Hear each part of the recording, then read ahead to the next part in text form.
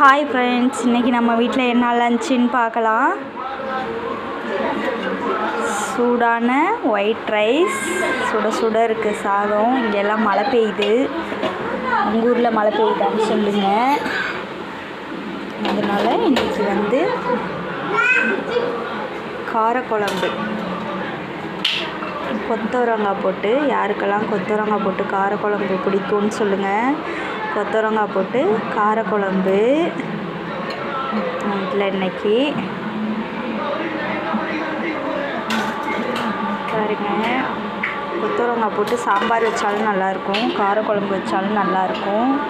அப்புறம் முட்டை பெப்பர் பொடி மாஸ்,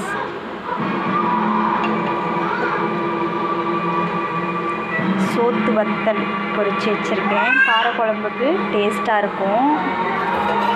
அப்புறம் தக்காளி ரசம் பாருங்கள்.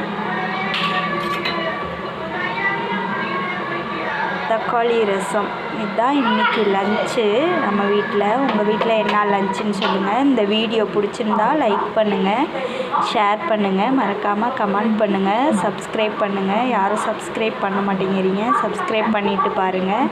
தேங்க்யூ.